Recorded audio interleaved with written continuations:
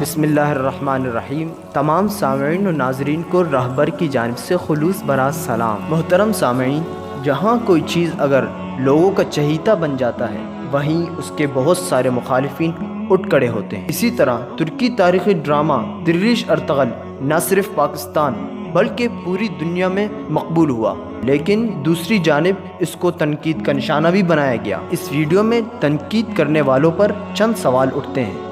کیا پاکستانی ڈرامے میں کبھی مرتے وقت کلمہ شہادت پڑھتے دیکھا گیا؟ کیا کبھی باجماعت نماز پڑھتے دیکھا گیا؟ کیا کبھی اذان ہوتے ہوئے دکھائی گئی؟ کیا کبھی خاتون کے سر پر دوپٹہ اور وہ عزت دکھائی گئی جو اس کا حق ہے؟ کیا کبھی جذبِ جہاد کی ترغیب دی گئی؟ کیا کبھی ظالم کے خلاف ڈٹ کر کھڑے ہو جانے کا کہا گیا؟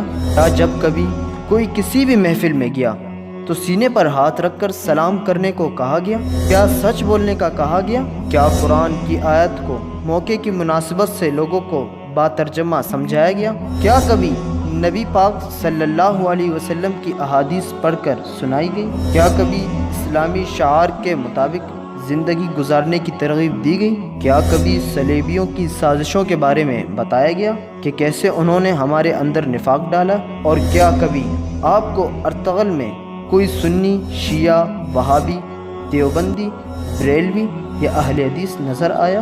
اگر ان سوالات کے جواب نہیں تو سوچئے ہم کس طرف جا رہے ہیں۔ محترم سامعین، اگر آپ میری ان سوالات سے ایگری کرتے ہیں تو اس ویڈیو کو لائک کر کے زیادہ سے زیادہ شیئر کیجیے، اور ہمارے ساتھ رہنے کے لیے رہبر کو سبسکرائب کر کے گھنٹی کے بٹن پر کلک کر کے آل پر کلک کیجیے، تاکہ ہمارے آنے والے نئے ویڈیوز سب سے پہلے آپ تک پہنچیں۔ اور مجھے بھی اجازت دیجیے۔ اللہ حافظ۔